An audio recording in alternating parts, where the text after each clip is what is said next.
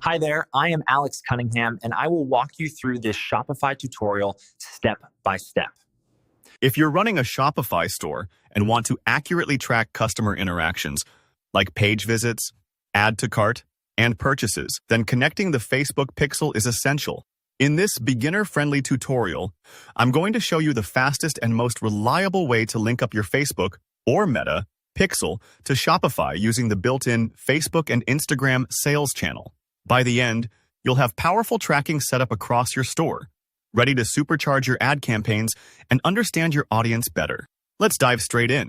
First, you'll need to be logged into your Shopify admin dashboard. Now, from your main menu, look for Sales Channels on the left side.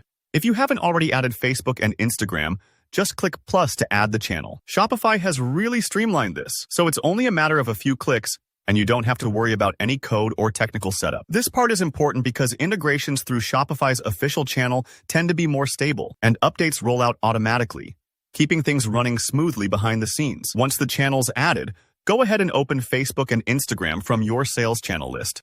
Now, you'll want to find the settings area, specifically Share Data Settings, or sometimes it's listed as Customer Data Sharing. The placement might vary slightly based on Shopify updates, but it's always in the channel's settings. It's easy to overlook this step, but this is where you enable the magic. All your tracking begins from here. You'll see an option to enable data sharing, usually a little toggle switch. Go ahead and turn it on. What this does is let Shopify share key customer events, like page views and purchases, back to your Facebook pixel.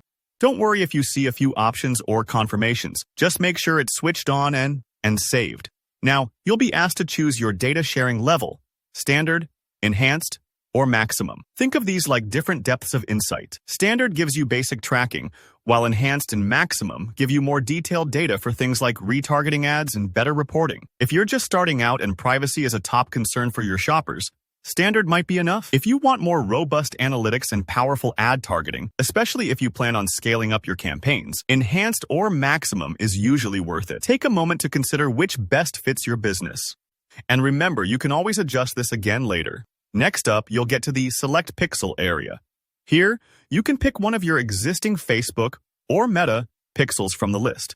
If you don't have a pixel set up yet, there's a quick link to create a new one right from this screen. You'll just need to log into your Facebook Business Manager for a moment and follow the guided steps. Once selected, confirm your choice and save the settings. That's it. Once you've saved, Shopify handles the rest for you.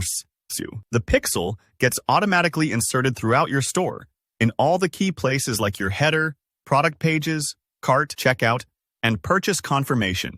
There's no extra code to paste, and things sync up instantly.